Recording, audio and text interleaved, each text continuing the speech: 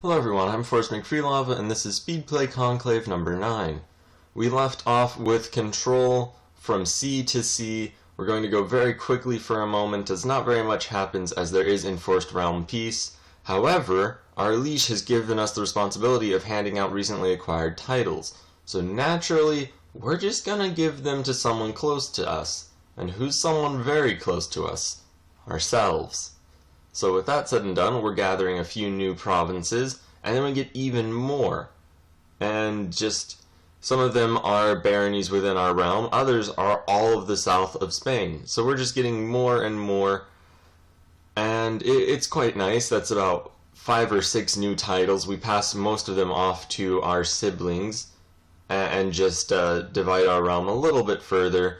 Grant a few of these people lands. A lot of the people are going to be in our dynasty just to avoid having it spread outside.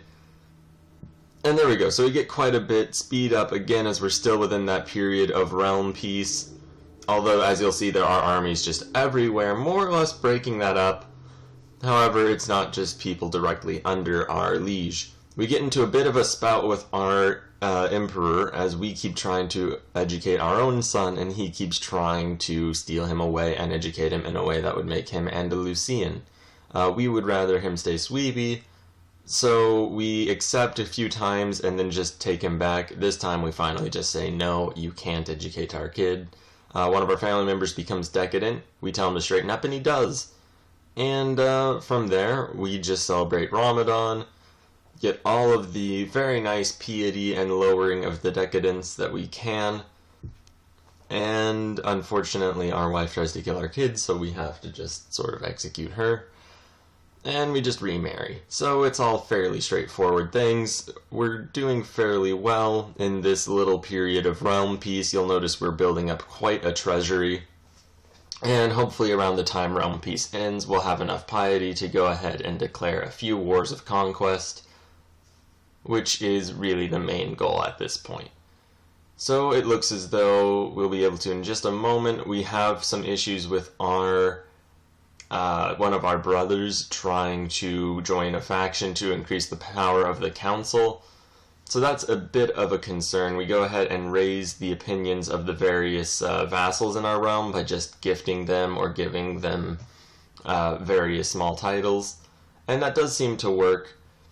However, we still can righteously imprison him, and he isn't leaving the faction, so we go ahead and attempt that right about now. Now we fail, so it says he'll rise up in rebellion. We go ahead and very quickly mobilize the army, group them all together, and then kind of sheepishly realize, and I don't even think I do it quite yet, but after a moment I sheepishly realize that there's only one war we're actually in, and it's the war that our emperor declared. And for whatever reason, our brother didn't actually end up rising in rebellion. So we try to imprison him again, and it doesn't work. Our emperor tries to improve of absolute rule law, which for a moment I couldn't quite realize what that meant, but right now the council is empowered. If we get rid of this, then it'll just be fully his power. We go ahead and just ignore it because I didn't realize at the time what it was, and I didn't want to make any... I didn't really want to support either side if I didn't know all the issues. We keep trying to imprison our brother. Finally, I believe we do succeed. The emperor passes through his reform. The plus side of that is he can now no longer enforce realm peace until he loses that again. And realm peace had ended anyway, so we go ahead and declare 2 wars as we only had about 135 piety. That should be enough though. The caliph dies and is replaced by a new caliph. And we go ahead and just fight these various armies. We did raise our own forces, and now we're just going to try to get people into a plot against our family member who controls these 2 lands off in the corner. And hopefully we'll be able to just assassinate that guy, as I believe we are still his heir, and then just get all of the lands that we took in the last episode back. Otherwise, we'll have to do it militarily, which wouldn't be such a bad thing, except we really do not have very much piety.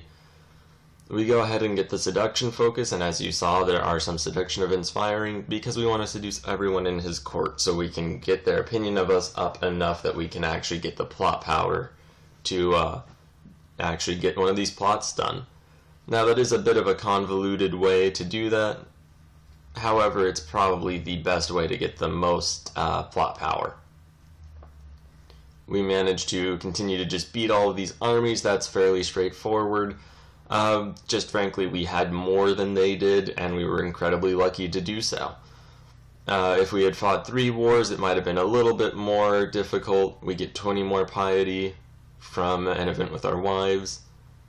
Apparently they're having an affair, but it doesn't seem too much. However, then they go kill themselves. So that was a mistake. And now we have to get new wives, and that's all just very odd. It's actually a movie reference. Yeah, interesting things. We keep chasing down this one army. Although it's quite a while before we actually get it. We do catch it, though. And there we go. Now we've won our wars.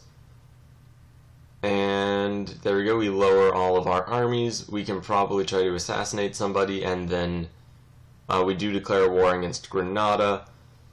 Just because they're there, we still have armies. And Granada is a very large province. I assume it's fairly wealthy just based on its size. And besides, if we get that, we're one step closer to connecting our southern and northern elements. And we very nearly win that battle. It was a near close run thing, but we did win it. So that's very good. It was a little worrying, but very good. We lower all of our armies in the north as we don't really need them. And battle in the south once again. Both of our flanks gave out. So we are very lucky to have won that battle. And I do believe we're taking slightly more losses than the enemy. So unlike most things, it might be getting a little bit more uncertain as we press forward. That doesn't really matter all that much, though. We're still winning. That is the most important bit. We do still have factions within our country that are relatively worryingly powerful. And we do manage to win yet another battle, but we will probably have to stay in the south and just occupy their lands for some time. However, now our people want to get the council power increased. This is when I realized that it'll allow us to promote realm unity. However, I do not want that, or end realm wars. We're just going to fight them, though, because I do not believe that we should ever give in at the threat of violence, especially when we'll win. So we go ahead and merge our forces together. We hired 2,400 mercenaries. You will notice, though, very worryingly, I'm not sure if you actually will, but it was a momentary thing. There aren't very many mercenaries to hire. There are a lot of fights going on throughout the world, which means we're stuck with the forces that we have right now. We might be able to get some more out of the eastern portion of our country once their armies move away from them, because we only rose the armies near us. Overall, though, and we did win that first battle, there is a tremendous amount of enemy forces, and not really one that we can defeat if our forces are all disunited. So right now we're all trying to move there. They, however, get there first. We try to move our forces off to the west. However, now they're unified and we are divided. They have the power of the central position, and luckily they move up to our capital. And in that moment, we're able to get enough forces just over to that province in Kunka that we have rough parity with them. And now the moment of truth. And we do have a bit of events just taking care of like various things as our duty as just one of the leaders of religion in the state. At this point, it seems like there's never events unless you're doing something very tense. They lose their battle and they fall back. It was a very tense moment for a while there, but we did succeed. And there we go. With that battle, we probably win the war. If we had lost that battle, it would have been a very disastrous thing. We do still have the 1,200 men in the south trying to take over Granada. We could have brought them up north. However, once that happened, the first battle would have been lost and it would have been an uphill struggle from there on. So we're very lucky it didn't happen. We're very, very lucky that we had just slightly more men better led than the enemy. And now we're just chasing them down, and it doesn't seem to be much of an issue anymore. We even split off a detachment so that we can siege Granada and fight the southern armies. And there we go, we're managing to do fairly well. We enforce our demands, revoke the emirate from the main vassal in charge, and just start taking titles from the various people who rebelled against us, just as a sort of punishment.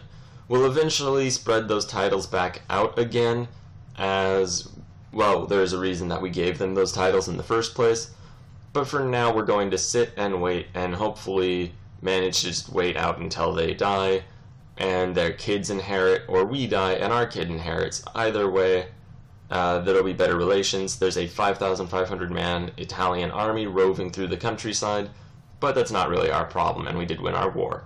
So there we go. We are so far the most scored given leader of our state. And here you see the end game screen. Thank you very much for watching. Please like, share, and subscribe. We'll be back tomorrow.